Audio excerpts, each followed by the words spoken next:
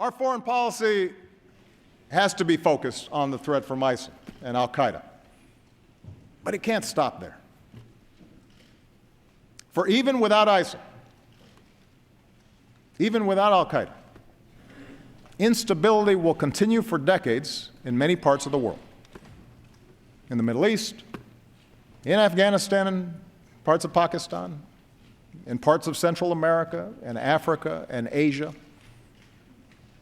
Some of these places may become safe havens for new terrorist networks. Others will just fall victim to ethnic conflict or famine, feeding the next wave of refugees. The world will look to us to help solve these problems. And our answer needs to be more than tough talk or calls to carpet bomb civilians. That may work as a TV soundbite, but it doesn't pass muster on the world stage. Welcome back to Straight Talk Africa, live from Washington. That was President Obama's remarks during his State of the Union address to the U.S. Congress last night, of course. Now it's time to bring in again my colleague and social media reporter, Mariama. Take it away again, Mariama. Well, Shaka, social media has played a big role in every election cycle since the start of the Obama presidency.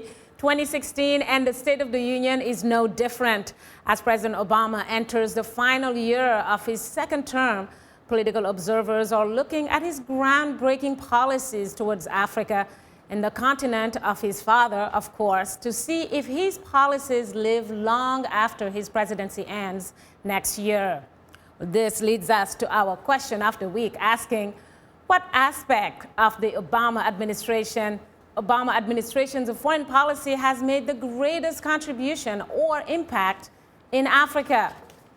We'll start with reacts on Twitter, where the conversation on the State of the Union still is on. It continues. And reminding you that we are tweeting live today. Just use the hashtag VOASOTU or hashtag SOTU. And if you haven't yet, please do follow us at VOA Shaka. Speaking of it, let's go to a tweet from Moses Chambila, who writes, the U.S.-Africa policy achieved great success to Africans, especially to economic progress, strengthen African governments, and climate change.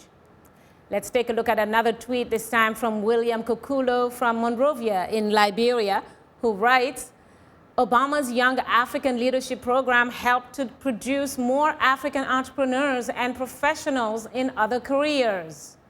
And one more tweet, this time from Abby, who says, or his murderous drone warfare in Somalia that killed civilians more often than it did Al-Shabaab.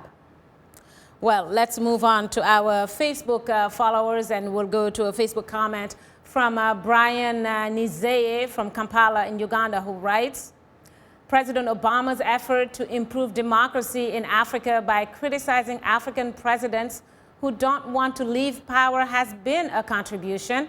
I'm talking about the likes of Pierre Nkurunziza, Robert Mugabe, and our own Yoweri Museveni. Shaka and guests, your take on these comments. Very interesting. So yours, Karen, your reaction. Well, I thought the comments were very interesting, especially the one that talked about the young African leaders. I think that has had a tremendous impact, and it's been very exciting in Washington and on the continent of Africa. When I've traveled to many countries, I've met the Yali, as we call them, the Yali leaders, as well as I've hosted a number of them at the Capitol. And I have to tell you, as I've spoken to the group of Yali leaders, I look out at the group and I say, boy, all of you could be leaders of business, the civil society, presidents, prime ministers. It's very exciting. Well, it's incredible, of course. I recall, of course, with nostalgia, the opportunity and the honor that you bestowed upon me interacting with the Yali students on Capitol Hill. And of course, I was also invited to the University of Virginia, interacted with so many others. We have since hosted many of them for the last 2 years. I think perhaps that's the future for Africa. Absolutely. I think you have a point. Mariama, do you have more feedback for us, please? Absolutely, Shaka. We'll move on to a posting from David Onserio Monda in LA. He's actually Kenyan, but he lives in Los Angeles at the moment. He says, I think President Obama's initiatives on renewable energy, especially the Power Africa program, have had the most impact. The range and scope of people reached is massive. Let's go to a comment, this time from Philippe Mwanza, the founding member of My Africa Zambia. He's based in the capital, in the Zambian capital, Lusaka. He says, I think the Young African Leaders Initiative, of course, we just touched on that, or the YALI program, has been fantastic and very helpful to many young Africans. However, the African Growth and Opportunity Act was seriously failed, and it's a shame to Africa. That is all I have to say. Shaka and guests, I'm not sure it failed everywhere, but I'm certainly interested in hearing comments. I'm sure there were places that took plenty of advantage when it came to AGOA as well. Your reaction, Mr. Ambassador? I think we have to admit that AGOA has focused too much on commodities. Petroleum has been a huge percentage of AGOA. And that's one of the reasons why this administration, going forward into the next year, is looking at industrialization as a major focus for our economic and commercial and investment work on the continent. Mm-hmm. African economies are fully capable of adding value to their exports, and I think that's a vital way for them to go forward. I hope that will then allow people to take better advantage of AGOA. And it relates to Power Africa, because without reliable and reasonably priced access to electrical power, industrialization becomes very important. And I think the Obama administration's push on Power Africa is very important. It aims to reach 60 million households and enterprises in Africa, about $7 billion worth of funding from the US government, which has leveraged about $20 billion of private sector funding. So it really is an exciting new initiative. Interesting. Let me make a comment about AGOA as well. When AGOA passed, we realized that it was really a shell. There's many other pieces of legislation that needed to follow to assist African countries reach the level of capacity where they could actually trade more with the United States. And so trade facilitation, having African countries work together, addressing regional economic communities. So there's several things that we're doing, because to interact with the U.S. market, you really have to be able to export on a very massive level. And so I think that there's more work we can do. From the African perspective, we're really pushing each African country to develop their own strategy on how to interact with AGOA. I think the problem is governance, really. Governance issues more on the ground than from Washington.